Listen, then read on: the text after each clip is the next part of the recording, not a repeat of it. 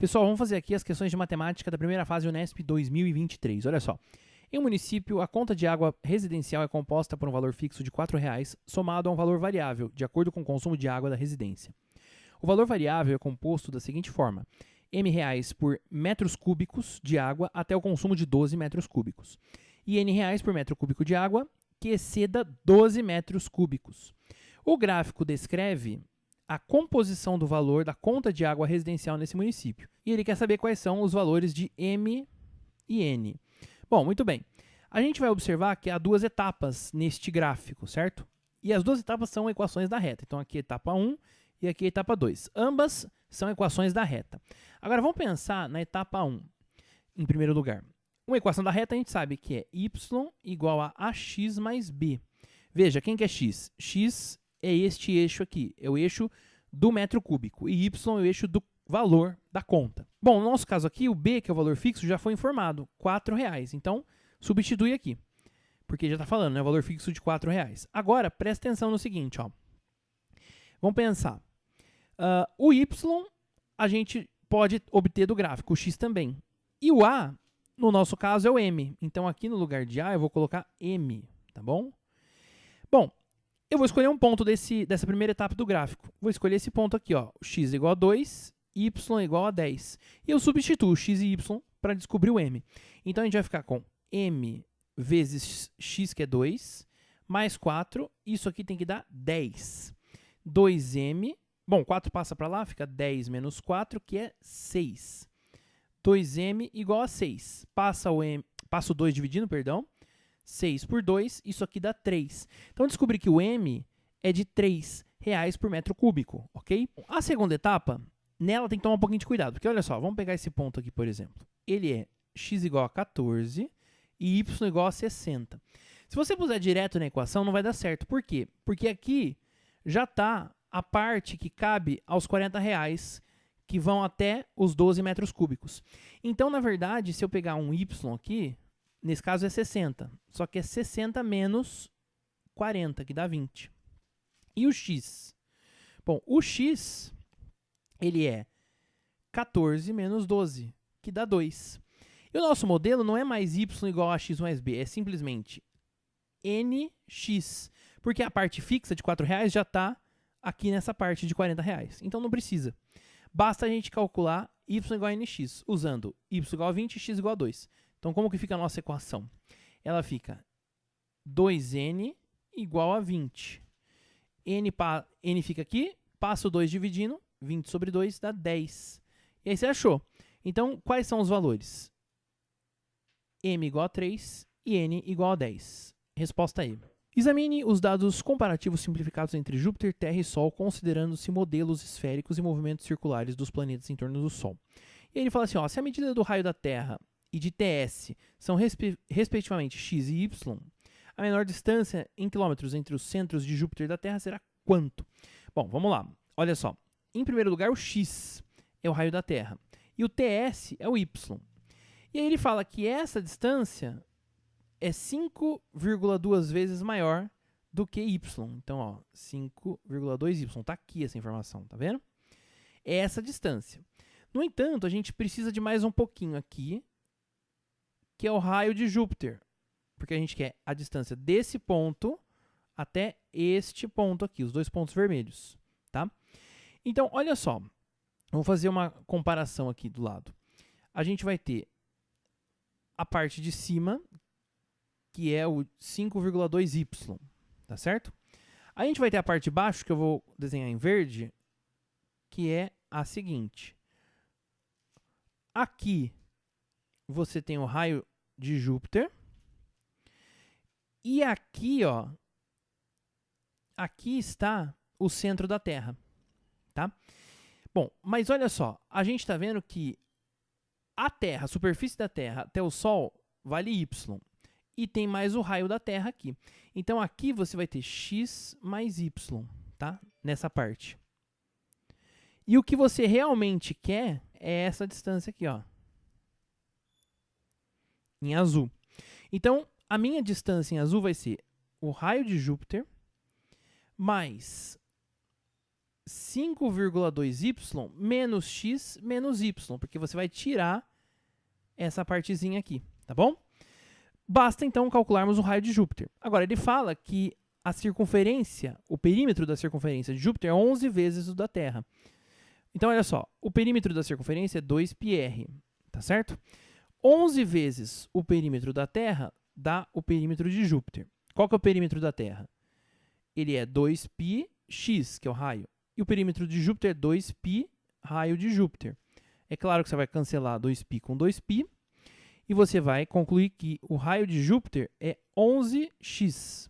Então, aqui nessa equaçãozinha azul, a gente vai tirar o RJ e colocar 11x.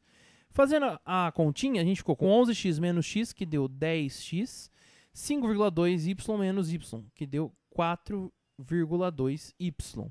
E a resposta está na E, tá certo? Essa questão aqui com o inglês, tá? Bom, aí vou traduzir rapidamente aqui, não vou ler e tal. Ele diz o seguinte, ó, tem uma pesquisa, né, desse YouGov com mais de 16 mil adultos. E essa pesquisa descobriu que 40% das pessoas que pediram por um aumento, dessas 40%, apenas 1/4 delas conseguiu obter o aumento. Então, qual foi o percentual de pessoas que conseguiram o aumento? Bom, basta você pegar o 40% e dividir por over a quarter, ou seja, 1/4, tá bom? 1/4 desses 40% conseguiram. 40% por 4. Isso aqui dá exatamente 10%, né? Porque você pega o 40 e divide por 4 e mantém o percentual. Então, a resposta está na alternativa C da questão. Na figura, belo é um losango com vértices E e O nos lados BA e LU, respectivamente, do retângulo BALU. A diagonal BL de BALU forma um ângulo de 30 graus com o lado LU, como mostra a figura. Se a medida do lado do losango belo é igual a 2 centímetros, a área do retângulo BALU é igual a quanto? Então, olha só. Nós vamos observar o seguinte. Esse lado aqui tem 2, evidentemente esse outro lado tem 2, né? Então, eles são idênticos. E aí, como você tem 30 graus aqui, é óbvio que você vai ter 30 graus aqui. Não tem jeito. Agora, veja. A gente está pensando no triângulo BLO. Quais são os ângulos do triângulo BLO? São 30 graus e mais o ângulo que a gente não conhece, nem vai precisar conhecer. Porque, se a gente observar bem, o BUO, que é o outro triângulo, é retângulo. E ele tem um ângulo θ aqui. E esse ângulo θ é externo ao ângulo em questão que a gente não sabe aqui. Pelo teorema do ângulo externo, a gente sabe que o θ, pensando agora no triângulo BLO, é a soma dos outros internos não adjacentes. Então, é 30 mais 30. Isso aqui dá 60 graus. Isso facilita muito para a gente. Por quê? A gente vai ter um triângulo, que é o BUO. Olha só. BUO. É um triângulo retângulo. A gente tem hipotenusa valendo 2. E a gente quer descobrir os lados x e y. Por quê? Porque se a gente descobrir os valores de x e y, a gente tem as medidas do retângulo. Veja, aqui é x e aqui é y. E aí a gente tem como calcular a área do retângulo BALU, ok? E aí, como que a gente descobre as medidas de x e y? Bom, você vai usar relações trigonométricas. A gente sabe que aqui tem 60 graus. Então, qual é a relação entre y e 2, que é a hipotenusa? É o seno, porque é o cateto oposto. Então, olha só. O seno de 60 graus é o cateto oposto a ele pela hipotenusa. Então, é y dividido por 2. O cosseno de 60 graus é o x, que é o cateto adjacente, pela hipotenusa 2. Agora, lembrando da tabela trigonométrica, o seno de 60 é raiz de 3 sobre 2. E o cosseno de 60 é meio. Então, a primeira equação fornece para a gente a seguinte igualdade. Raiz de 3 sobre 2 igual a y sobre 2. Cancela 2 com 2, é claro que a gente vai ter y igual a raiz de 3 centímetros. E na equação de baixo, a gente tem meio igual a x sobre 2. É claro que a gente tem x igual a 1 centímetro. Então, quais são as dimensões do meu triângulo? São, olha só, aqui você tem raiz de 3 e aqui é 1, certo? Mas a gente está preocupado com o retângulo. Então, olha só, o retângulo BALU vai ter as seguintes dimensões. A altura, conforme a gente já viu, é o y, que é raiz de 3. Então, aqui é a raiz quadrada de 3.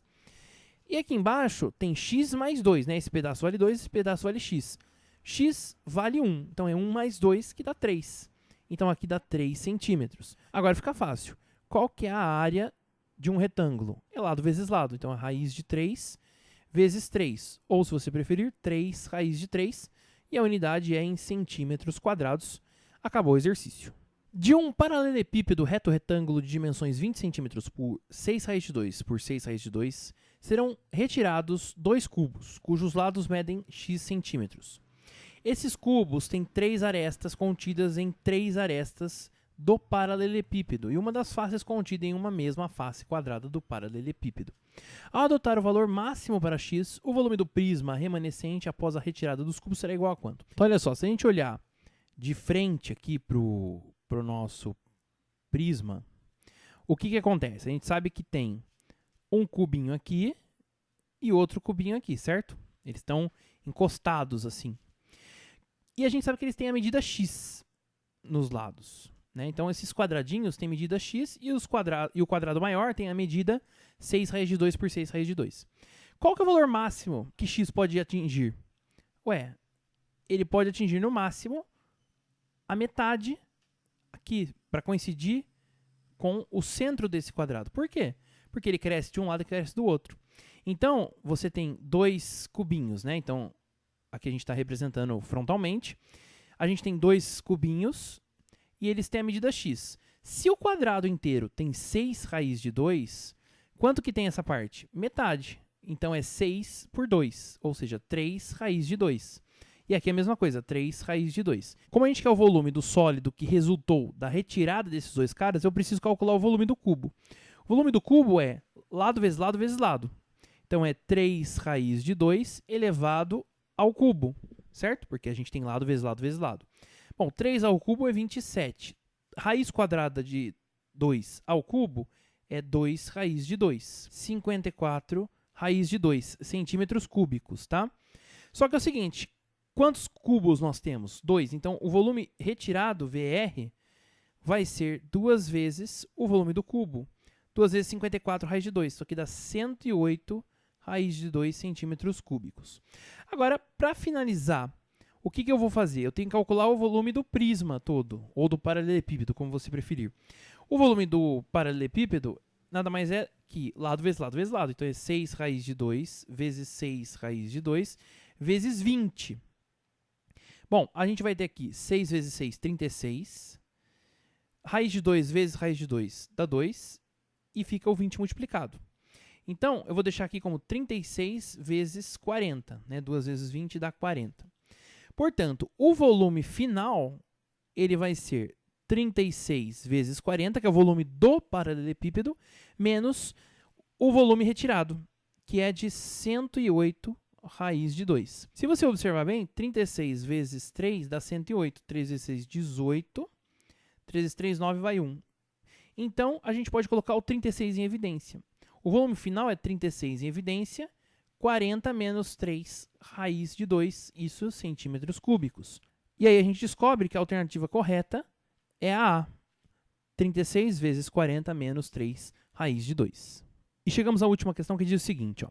A tabela indica o chaveamento de 8 times que chegam às quartas de final de um torneio de futebol. Nos jogos de quartas de final, as porcentagens ao lado de cada time indicam suas probabilidades de seguir adiante no torneio. Nos jogos da semifinal, as probabilidades de cada time dos grupos E e F são iguais a 50%. Ele pergunta qual que é a probabilidade do time 1 disputar a final desse torneio contra o 5 ou contra o 7. Vamos começar calculando a probabilidade do time 1. O time 1 é um Ponte Preta, que é o melhor de todos, então por isso que é o 1, tá bom? Olha só, o time 1, a Ponte, para chegar nas semifinais, tem 60% de chance, ou seja, 0,6. E da semifinal para a final, 0,5, 50%.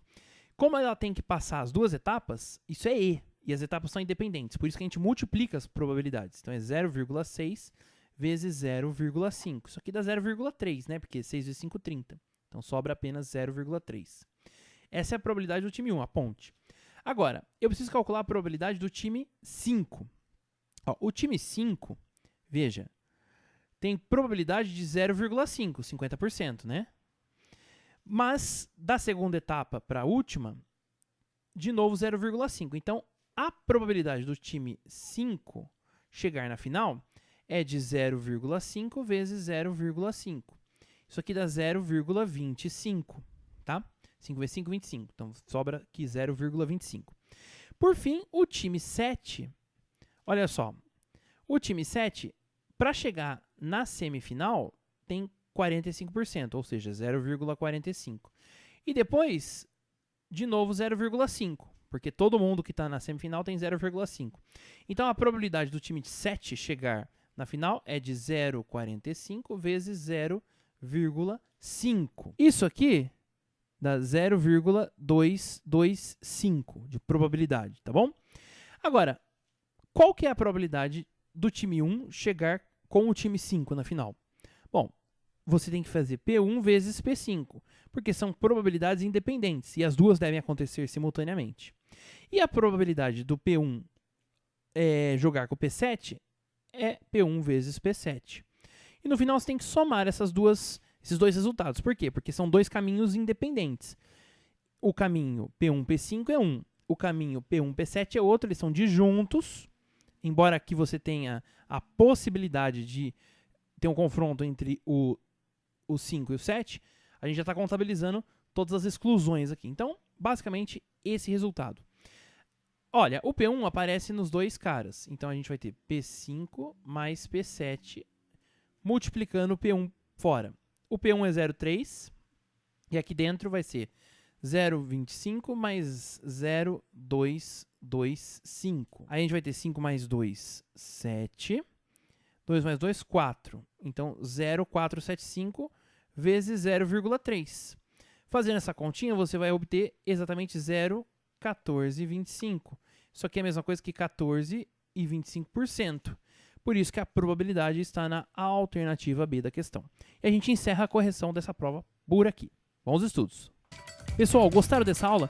Deixem aqui nos comentários o que vocês acharam e também as dúvidas que vocês eventualmente tiverem, ok? Não se esqueçam de se inscrever no nosso canal, porque eu estou trazendo sempre mais conteúdo para vocês. Bons estudos!